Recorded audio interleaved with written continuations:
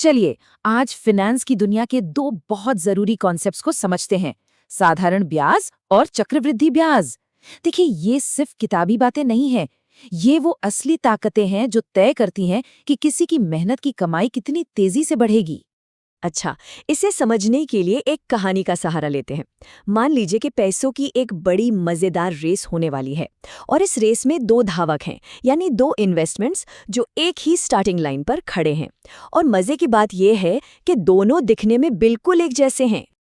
और यहीं पर आज का सबसे बड़ा सवाल खड़ा होता है, भाई अगर सब कुछ एक जैसा है तो ऐसा कैसे हो सकता है कि एक धावक दूसरे से आगे निकल जाए? आखिर इस रेस का राज क्या है? चलिए मिलकर इस पहेली को सुलझाते हैं। तो ये रहा हमारी रेस का पूरा सेटअप। निवेश ए और निवेश बी दोनों 1000 रुपए से शुरू हो रहे हैं। दोनों पर सालाना 5% का रेट है और दोनों 3 साल तक दौड़ेंगे। सब कुछ सेम टू सेम है, सिवाय एक चीज के, रेस के नियम, जो फिलहाल एक सस्पेंस हैं। और रेस शुरू। अब हम साल दर साल देखेंगे कि ये दोनों इन्वेस्टमेंट कैसा परफॉर्म करते हैं। इन नंबर्स पर जरा ध्यान दीजिएगा क्योंकि असली कहानी इन्हीं में छिपी है। तो पहला साल खत्म हो चुका है। आइए देखते हैं हमारे दोनों धावक कहां तक पहुंचे। क्या किसी ने बढ़त बनाई या दोनों अभी भी साथ साथ चल रहे हैं? पहले साल के आखिर में निवेश ए 1000 रुपए से बढ़कर 1050 रुपए हो गया है, मतलब सीधे सीधे 50 रुपए का फायदा। और निवेश बी भी ठीक 1050 पर है।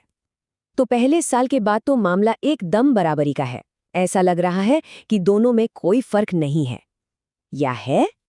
अब हम दूसरे साल के आखिर में हैं और यहीं से कहानी में एक दिलचस्प मोड़ आता है। रेस अब बराबरी की नहीं रही। एक छोटा सा लेकिन बहुत जरूरी फर्क अब नजर आने लगा है। निवेश ए ने जैसा सोचा था और 50 रुपए कमाए हैं, तो इसकी कुल रकम हो गई 1100 रुपए। एकदम सीधी और प्रिडिक्टेबल ग्रोथ। लेकिन एक मिनट, निवेश बी तो थोड़ा सा आगे निकल गया है। ये अब 1102 रुपए 50 पैसे पर है। ये सिर्फ 2.5 रुपए ज्यादा है। पर सवाल ये है कि ये एक्स्ट्रा पैसा आया कहाँ से? रहस्य और गहरा होता जा रहा है। 3 साल की रेस अब अपनी फिनिशिंग लाइन पर है। जो फर्क पहले छोटा सा लग रहा था वो अब और भी साफ हो गया है और हमारे पास एक क्लियर विनर है। निवेश ए ने तीसरे साल में फिर से 50 रुपए कमाए और 1150 रुपए पर रेस खत्म की। हर साल एक जैसी बराबर की बढ़त। और निवेश बी 1157 रुपए 63 पैसे के साथ रेस जीत जाता है। ये थोड़ा तेज दौड़ा और एक साफ अंतर से रेस पूरी की। अब सबसे बड़ा सवाल, ऐसा हुआ क्यों?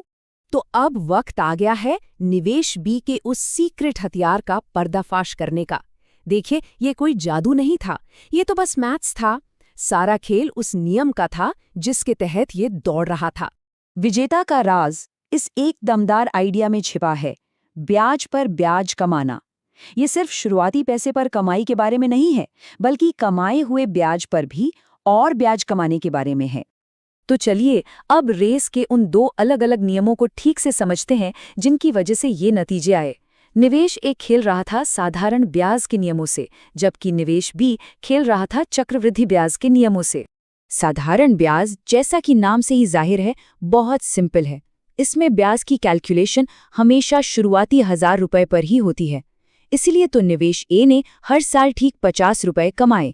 इसकी ग्रोथ एक सीधी सपाट लाइन जैसी है। और ये है हमारा चैंपियन, चक्रवृद्धि ब्याज।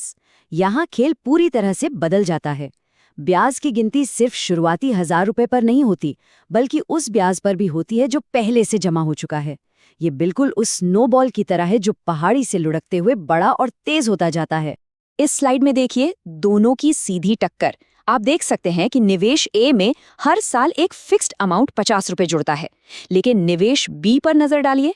दूसरे साल का ब्याज 1000 रुपए पर नहीं, बल्कि 1050 रुपए पर कैलकुलेट हुआ और तीसरे साल का ब्याज 1102 रुपए 50 पैसे पर।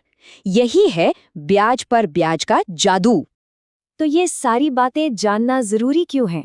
क्योंकि ये सिर्फ थ्योरी नहीं है, ये नियम हर रोज हमारी असल दुनिया के फाइनेंशियल प्रोडक्ट्स पर लागू होते हैं, जिनसे हम सब डील करते हैं। आमतौर पर जब कोई पैसा उधार लेता है, जैसे कार लोन या पर्सनल लोन, तो साधारण ब्याज इस्तेमाल होता है। लेकिन जब किसी को अपना पैसा बढ़ाना हो, जैसे सेविंग्स अकाउंट या लॉन्ग टर्म इन्वेस्टमेंट में, तो वहां चक्रवृद्धि ब्याज की असली पावर काम करती है। तो आज की सबसे बड़ी सीख ये है कि चक्रवृद्धि ब्याज का सबसे अच्छा दोस्त है वक्त।